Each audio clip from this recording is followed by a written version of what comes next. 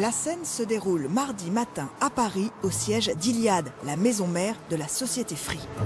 Et le coup de com' cette semaine, c'est la conférence de presse du patron de Free, Xavier Niel, qui a invité les journalistes avec un email mystérieux.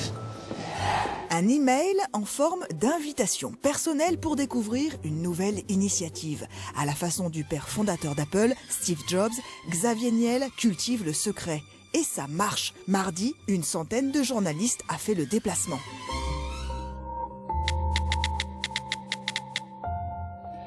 Et tous jouent le jeu. Vous savez pourquoi vous êtes là aujourd'hui ? J'ai eu quelques rumeurs, ouais. Tout le monde est content, on va voir ce qui va se passer. C'est intéressant parce que Xavier Niel se montre très rarement dans les médias. Effectivement, sa dernière conférence de presse remonte à janvier 2012. C'était pour le lancement de Free Mobile. Depuis, il n'a donné qu'une seule interview il y a 3 mois dans le Figaro. Nous interpellons sa directrice de communication. Et pourquoi il est si rare ? Il n'est pas très rare, on voit de temps en temps quand même. C'est une stratégie d'entretenir le désir. Oh, je ne suis pas sûre, mais non, il parle quand il faut parler.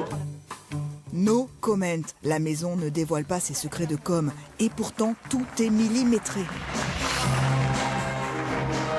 À commencer par l'arrivée du mentor avec musique grandiloquente.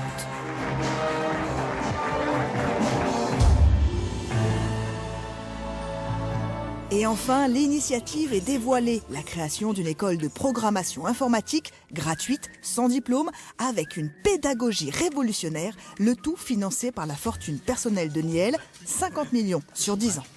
Et on pense pouvoir générer et trouver des génies comme ça ne s'est jamais vu en France. Et c'est ça le but, c'est d'aller trouver en France, d'aller générer chaque année des centaines de génies qui vont réussir ici à aider à la création d'entreprises innovantes. Le patron de Free veut aider la France à rattraper son retard dans l'économie numérique.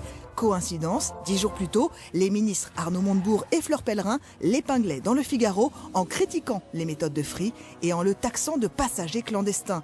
Nous profitons du jeu des questions-réponses pour lui demander de réagir. Est-ce que créer cette école, c'est pour vous une façon de faire mentir Arnaud Montebourg et Madame Fleur Pellerin ?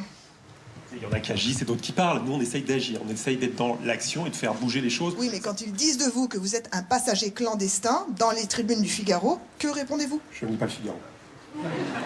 Ensuite, les journalistes vont enchaîner les questions formelles sur l'école. Mais alors que la conférence s'achève, Une dernière question. un homme va interrompre le ronron.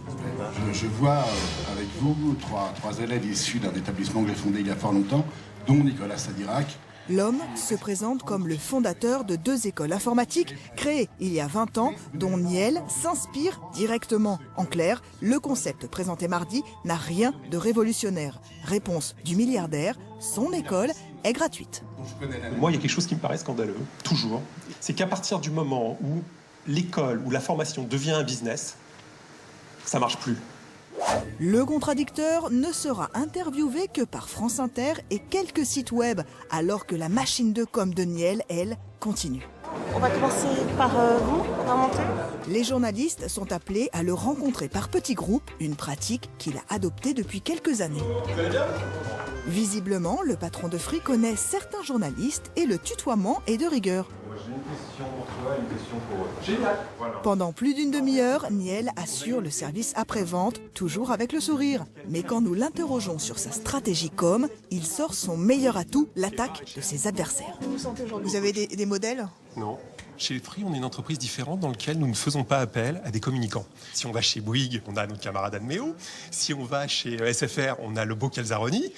Si on va chez France Télécom, je sais pas, on doit avoir Maurice Lévy ou Stéphane Fox. Donc on a toujours des communicants qui sont là pour vous entourer. Nous, notre communication, on n'a personne pour nous conseiller. C'est fait ici, en interne, puis c'est tout. C'est tout, mais c'est hyper efficace. Le soir même et le lendemain, Niel et son projet visionnaire sont partout dans les médias. À la télé, De quel constat êtes-vous parti pour créer cette école dite révolutionnaire ? à la radio et dans la presse écrite. Enthousiasme général. Seule Libération aura recontextualisé en rappelant que le concept n'est pas révolutionnaire. Résultat, visibilité maximale, coût de pub optimal.